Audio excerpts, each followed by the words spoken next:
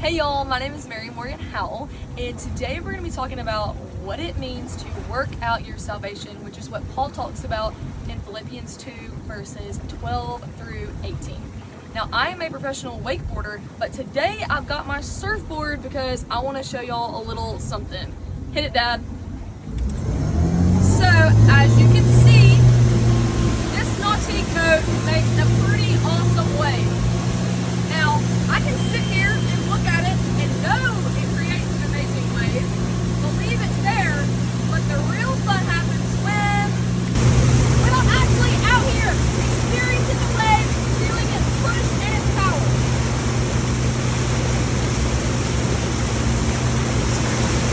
Oh no, she just fell. What are we gonna do? That's okay, we're gonna turn around and get her. Alright, let's pause the surf session and read our scriptures. And here we are to read our scriptures. So as mentioned, we're going to be talking about what it means to work out your salvation, which is found in Philippians chapter 2, verses 12 through 18. So let's read it together. It says this: "Therefore, my dear friends, as you have always obeyed, not only in my presence, but now much more in my absence, continue to work out your salvation with fear and trembling.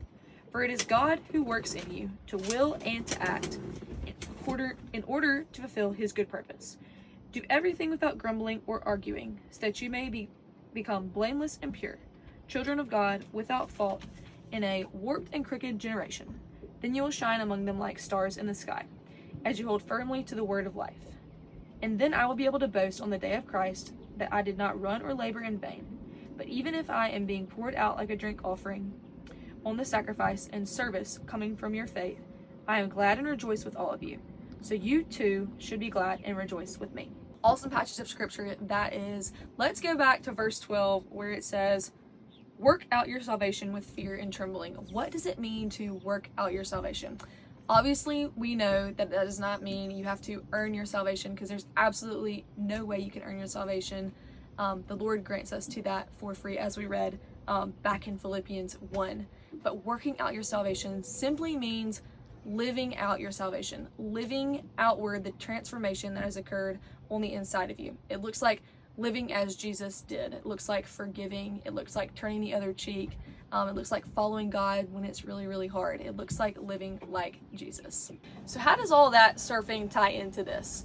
Well, let's picture God as the boat and the wave as our salvation, and me as me, or me as you.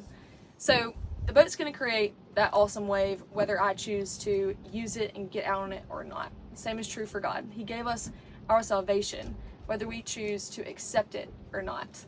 But the real fun begins when we not only get out there, when we not only accept Jesus, but when we actually start using that wave, carving around, having fun, and feeling the push and the power. Same is true of our salvation. We can know that we're saved, but the real fun begins when we actually start working out our salvation, or living out of our salvation, trying to do what the Lord has called us to do. And the same is true for when we fall. We're gonna fall as we're trying to work out our salvation. We're gonna fall when we're out here trying to surf. And just the same as the boat comes right back and picks me up when I fall and picks you up when you fall, God comes back and picks us up when we fall. So with that being said, let me offer you a challenge. What is one way this week that you can work out your salvation or live out of your salvation? So for me, I am home this summer with my two amazing sisters, as y'all saw on the video earlier.